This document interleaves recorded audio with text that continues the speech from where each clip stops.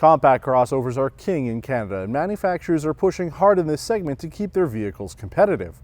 Hot off Ford's recent exit of passenger cars in North America, they've been busy redesigning and refreshing their entire SUV and crossover lineup, like this all-new 2020 Ford Escape SEL all-wheel drive. While the hybrid drive makes its return and a new plug-in hybrid coming in early 2020 is poised to be popular here in Quebec, this 2-liter EcoBoost 4-cylinder is likely going to be the go-to choice for most buyers. We're going to be going over absolutely everything you need to know if you're in the market for a new compact crossover and you want something really cute.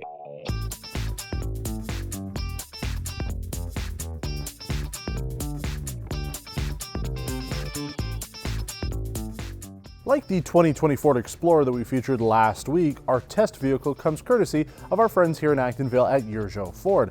In fact, this vehicle is so new, Ford's media website doesn't have any information as of filming this. Now, the US spec has several trims, including the top-end titanium. Our SEL is one below that. Base MSRP for the SEL is $37,049 Canadian, and there are a number of options selected on this vehicle. We'll go over that in a minute. But this specific vehicle comes with the 2-liter EcoBoost 4-cylinder turbo engine producing 250 horsepower, 275 pound-feet of torque. That's really good numbers for a compact crossover. It has an 8-speed automatic transmission with flappy paddles, active grille shutters, automatic headlights, fog lights, foot-activated tailgate, halogen headlights with halogen fog lights. It'd be nice if they were LED, obviously.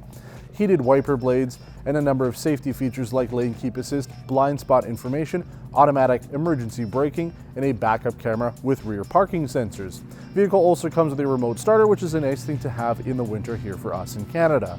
3 individual options are selected on this vehicle: $1,750 for the panoramic sunroof, $650 for the 19-inch machined aluminum rims, and $850 for the Ford Co-Pilot Assist system, which adds active cruise control with stop and go, evasive steering assist, and the voice-activated touchscreen navigation system.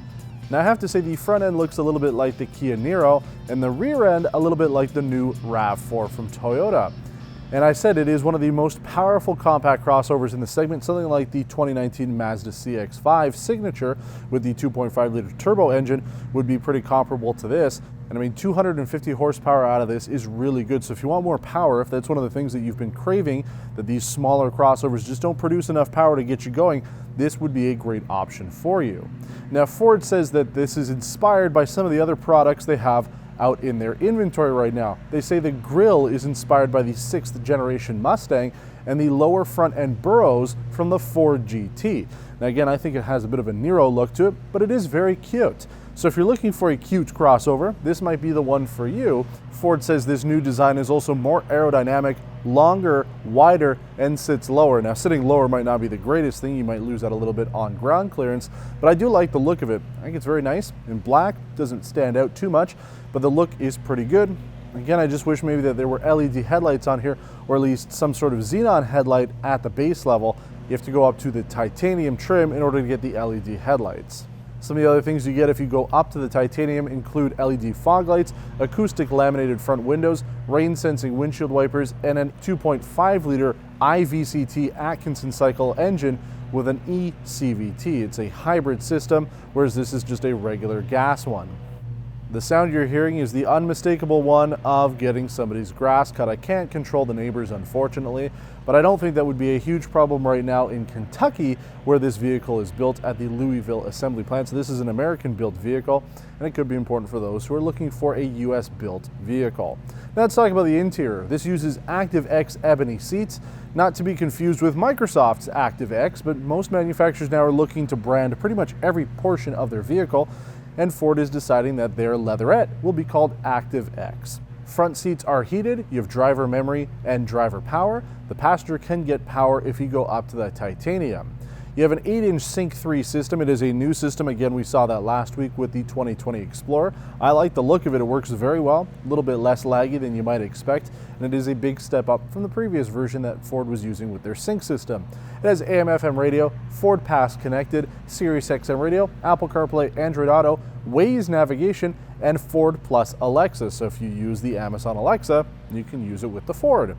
Aside from that, you have a single zone automatic climate control system and LED interior lighting, plus that panoramic sunroof, which lets in a lot of light up top. Nice feature to have, especially if you like them. Some people don't, and it's a good thing that Ford makes it an option and not required on this trim. So if you don't want a sunroof, you don't have to have it.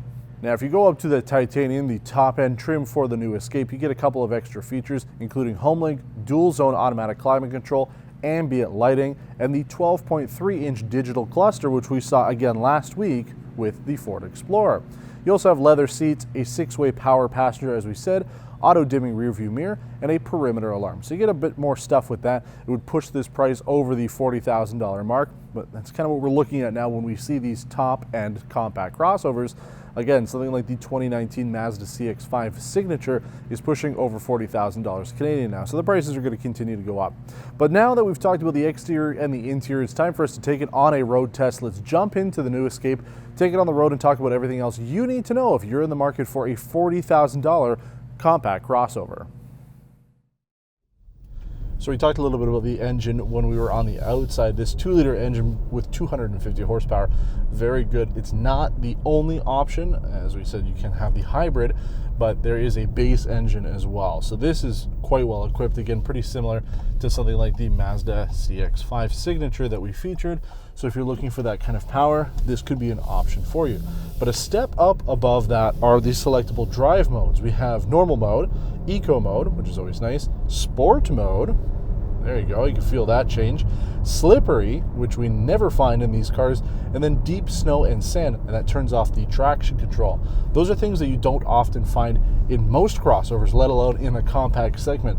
So if you want to have a little bit of extra control, whether the weather is bad, or you just want to be in sport mode like we are in right now, to have maybe a little bit more fun, you've got those options, something that you don't always find. So let's see, we're not going to go from a huge dig here, but oh yeah, picks up pretty quick. All my stuff in the back flies into the back of the trunk there. So you do have some power with this. We're going to be putting it back into normal mode now, just to get a good idea of how this is as a normal type of vehicle. Again, most people who are going to be buying this probably aren't going to be too worried that it's got 250 horsepower. It's nice to have it there, but even if you want it for the power, you'll probably just keep it in normal mode and be happy enough with it as you're going along. Now again, this is not the top end titanium trim. We get a lot more stuff going on here, but you still have analog gauges on the side with a small color screen in the center. You have a number of options there to cycle through the different menus and systems. Plus you've got the 8-inch Sync Connect screen here, and I like it. I mean, it looks really good, high quality and high DPI on this, plus good color replication, something that we don't find again in most vehicles. One of the best vehicles we actually tested last year was the Volkswagen e-Golf. The display on that was phenomenal for the price. This is also really good, excellent color on there, and again, high resolution. Nice things to have on essentially an entry-level crossover. I know that the EcoSport is technically the new entry-level vehicle for Ford, but this will be their volume seller. People are going to be looking at this more because you just get more space, you have more features, and honestly, seating position is really good. I'm very comfortable here in the seats. These ActiveX seats, got to make sure ActiveX is installed on your seats in order for it to work, but I like it. Headspace is good as well. I've got quite a bit of space here, a couple inches, and I'm as low as it'll go. So if you're a taller person, something that I'm often asked, you should have no problems in here.